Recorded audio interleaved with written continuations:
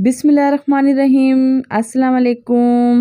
Neelam with cooking secret में खुश आमदीद। आज मैं लेकर आई हूँ सर्दी की रेसिपी। जो आजकल सर्दियाँ चल रही हैं, इस सर्दी में ये रेसिपी बहुत मुफीद भी है और इससे खाने से कुछ हमारी सर्दी भी कम हो जाती है, क्योंकि गर्म चीज़ें होती हैं सर्दियों में हमारे लिए बहुत ही फ़ायदेमंद होती हैं। तो यहाँ पर मैंने बनाई है बाजरे की टिक्कियाँ, मीठी टिक्कियाँ, जो बहुत ही ज़बरदस्त बन के तैयार हुई थी और उसको सबने बहुत शौक़ से खाया था।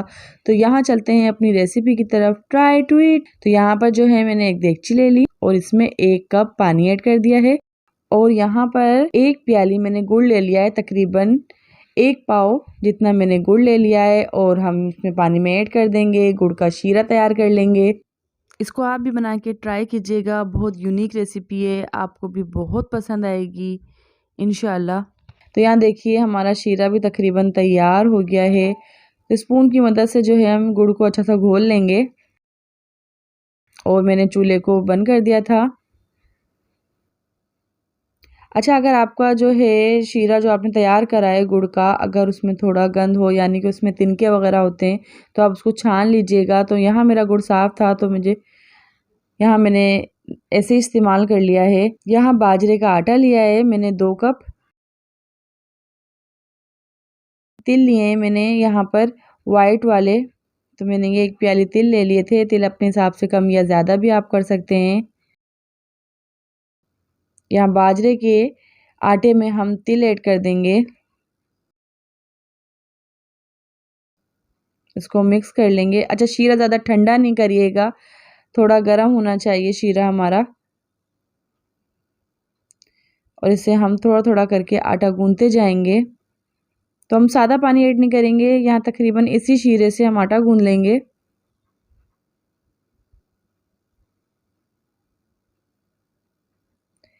तो मैं आपको आगे चल के बताती हूँ, अगर मेरा इसमें से शीरा बचेगा तो वो भी मैं आपको बता दूंगी।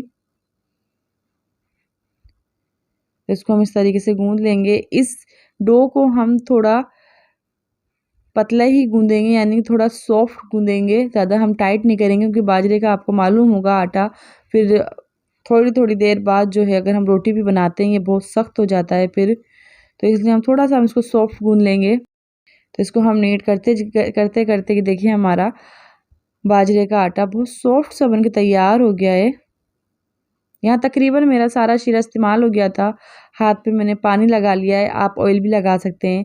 और इस तरीके से गोलियां बनाते हुए हम हाथ की हथेली से बढ़ाते हुए, तो इसमें हम हाथ पे टिक्कियाँ तैयार कर लेंगे। तो ये देखिए कितनी आसानी से हमारी ये टिक्कियाँ तैयार हो गई, इसको हमने बेलना भी नहीं पड़ा।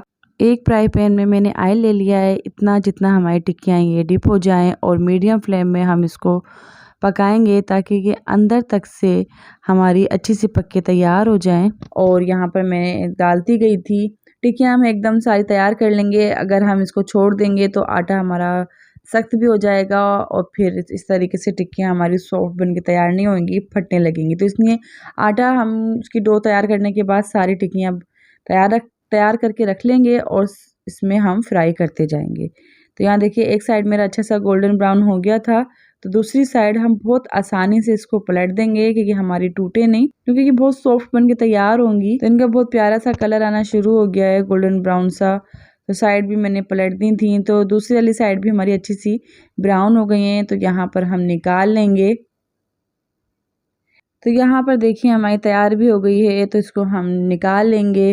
तो यहाँ साथ साथ मेरे चैनल को सब्सक्राइब भी करते जाएं, बेल आइकन के बटन को भी प्रेस करते जाएं, ताकि मेरी हर आने वाली वीडियो की नोटिफिकेशन आप सबको सबसे पहले मिल सके। इस तरीके से सर्दियों की अच्छी अच्छी रेसिपीज़ आप बना सकें।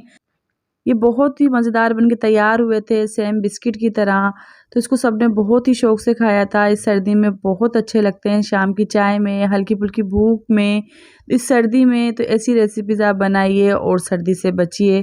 तो यहाँ पर और ये मीठी सी रेसिपीज़ बना के अपने प्यारों को बहुत खुश कीजिए और मीठा सा मुँह कर दीजिए। तो यहाँ पर ये रेसिपीज़ आप ज़रूर बनाएंगे और मुझे कमेंट्स करके लाज़मी बताएंगे कि ये रेसिपी आपको कैसी लगी। यहाँ पर अपना ढेर सारा ख्याल रखिएगा, मुझे दुआओं में याद रखिएगा। मिलते हैं एक प्यारी सी मीठी सी नमकीन सी रेसिपी के साथ। अल्लाह हाफिज़।